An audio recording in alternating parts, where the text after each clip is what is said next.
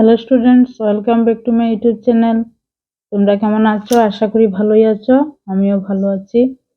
তো আজকের ক্লাসটা হবে দেখো প্রনাউন্স নিয়ে। প্রনাউন্স হচ্ছে সর্বনাম। তো তোমরা যারা আমার এই চ্যানেলে নতুন, অবশ্যই চ্যানেলটাকে সাবস্ক্রাইব করবে। যারা অলরেডি সাবস্ক্রাইব করেছো তাদেরকে অসংখ্য ধন্যবাদ। তো আমি ক্লাসটা শুরু করার আগে বলবো, তোমরা কখনোই এটা স্কিপ করে দেখবে না, সম্পূর্ণ ক্লাসটাই দেখবে। তো আমরা জানি প্রনাউন্স কথার অর্থ হচ্ছে সর্বনাম। তো সেই সর্বনামটা কখন ব্যবহার হয়? নাউনের পরে পরিবর্তে যে শব্দ ব্যবহার করা হয় তাকেই বলা হয় প্রনাউন্স বা সর্বনাম। নাউনের পরিবর্তে যে শব্দ ব্যবহার করা হয় তাকেই বলা হয় সর্বনাম, অর্থাৎ প্রনাউন্স। তো আমি এখানে কিছু একটা দেব। দেখো, প্রথমে লিখেছি first person, second person, third person.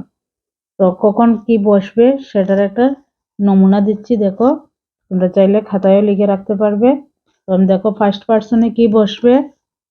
First পারসনে বসবে আই, উই, মি, আস। তারপরে মাই, আওয়ার, মাইন, আওয়ার্স। ঠিক আছে, ফার্স্ট পারসনটা চলে গেল। এবার সেকেন্ড পারসন। সেকেন্ড পারসনে হবে you, you, year, years.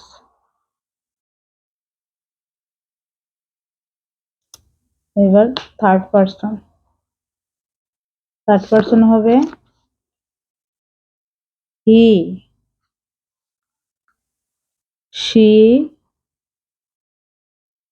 It, they.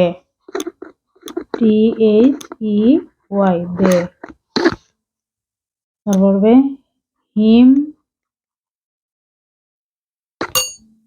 Her, it, them, his, her, hers, its, their,